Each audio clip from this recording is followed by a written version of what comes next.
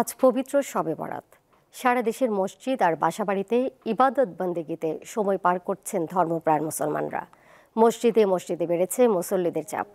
রাজধানীর জাতীয় মসজিদ বায়তুল মোকাররম সহ বিভিন্ন মসজিদে সন্ধ্যার পর থেকে ধর্মপ্রাণ মুসলমানদের উপস্থিতি বাড়তে থাকে। অনেকে জামাতে ইশার নামাজ আদায় করেন। নামাজ শেষে নফল ইবাদত ও তসবিহ তাহলিল করেন মুসল্লিরা।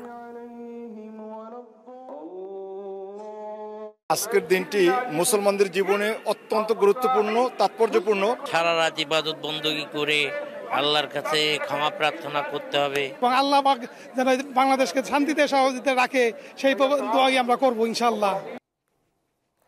রাজধানীর বায়তুল মোকাররমে রয়েছেন সহকর্মী মেহেদী হাসান। তার কাছে জানবো সেখানকার সবশেষ খবর।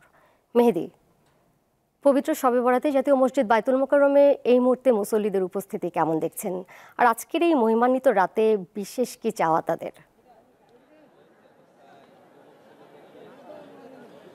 দোলা, বায়তুল মোকাররম আমাদের জাতীয় মসজিদ এবং এই মসজিদে আজকে শবে বরাতের ইবাদত বন্দেগীর জন্য আসরের দুঃখিত সন্ধ্যার পর থেকে, মাগরিবের নামাজের পর থেকে কিন্তু মুসল্লিদের এখানে আগমন শুরু হয় এবং এশার ফরজ নামাজ আদায়ের পর থেকেই কিন্তু মূলত শবে বরাতের যে ইবাদত, সেই ইবাদতের নামাজ শুরু হয় এবং বিভিন্ন আলোচনাও এখানে বক্তারা করেন। এবং আমরা এশার নামাজের পর আগেও অনেক দর্শনার্থী এখানে মুসল্লিদেরকে ঢুকতে দেখেছি এবং এখন পর্যন্ত কিন্তু আমরা এখানে মুসল্লিদের প্রবেশ করতে দেখছি এবং সেই এশার নামাজের পর থেকেই এখানে মুসল্লিদের আগমনে এখন কানায় কানায় পূর্ণ বায়তুল মোকাররম মসজিদের প্রাঙ্গণ। আশা করি দেখতেই পাচ্ছেন যে এখানে মুসল্লিদের কি পরিমাণ ঢল নেমেছে এবং এখানে কিন্তু সবাই এই পবিত্র শবে বরাতের ইবাদত বন্দেগীর মাধ্যমে আসলে নিজেদের যে ভুল ত্রুটি বা যে ক্ষমা চাইছেন আসলে মহান আল্লাহ তাআলার কাছে। এবং এখানে আমরা বিভিন্ন মুসল্লির সাথে কথা বলেছি।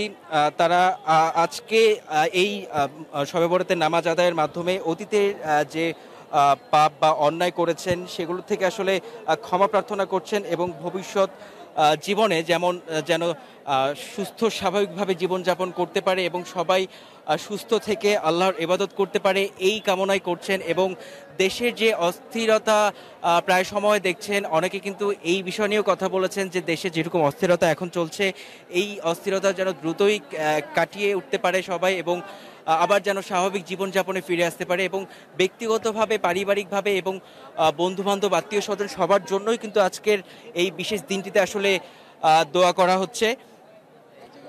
এবং আজকে এই বায়তুল মোকাররম জামে মসজিদে এখন পর্যন্ত মুসল্লিদের আগমন কিন্তু আমরা দেখতে পাচ্ছি। এখানে অজু করার যে জায়গা রয়েছে সেখানেও কিন্তু অনেকটা লাইন লেগে গিয়েছে, যে অজু শেষ করে এখানে উপরে এসে এই মসজিদে এসে তারা নামাজ আদায়ের মাধ্যমে আল্লাহর ইবাদত করছেন এবং ইবাদত বন্দেগীর মাধ্যমে আসলে তাদের যে পাপ পূর্ণ রয়েছে এগুলোর ক্ষমা প্রার্থনা করছেন এবং আগামীতে যেন তারা ভালোভাবে সুস্থভাবে আল্লাহর ইবাদত করতে পারে এবং সুস্থ স্বাভাবিক জীবনযাপন করতে পারে এই কামনাই করছেন আজকের এই বিশেষ দিনে। দোলা, এই ছিল আমার কাছে সব শেষ। জাতীয় মসজিদ বায়তুল মোকাররম থেকে সরাসরি যুক্ত ছিলেন সহকর্মী মেহেদী হাসান।